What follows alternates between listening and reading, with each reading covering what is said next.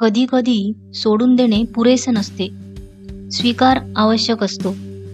स्वीकृती ही कमकुवतपणा नाही, ती खरी ताकद आहे. मित्रांनो, तुमचं स्वागत आहे लेटिंग गो डे 7 मध्ये. गेल्या 6 दिवसात आपण सुरुवात कशी करायची, आठवणी, लोक आणि अपेक्षा कशा सोडून द्यायच्या, एकतर्फी प्रयत्न कसे थांबवायचे हे पाहिले. आज आपण स्वीकाराकडे पाहू.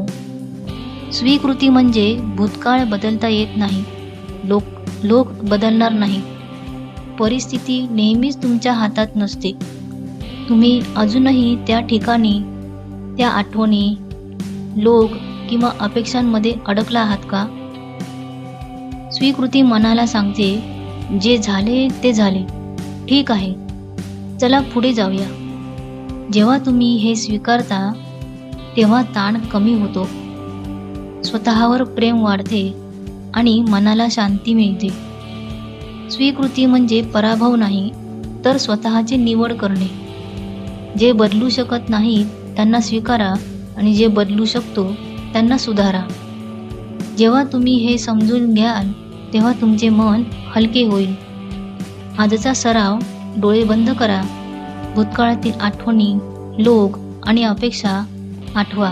मनात शांतपणे म्हणा, जे झाले ते झाले, मी आता ते स्वीकारतो आणि पुढे जातो.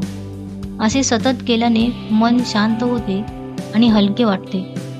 स्वीकृतीनंतर तुम्हाला भूतकाळापासून मुक्तता मिळेल, लोकांच्या अपेक्षांपासून मुक्तता मिळेल, स्वतःची शांतता मिळेल. आणि हेच खरं सोडून देणे आहे, स्वतःला पूर्णपणे शोधणे आहे.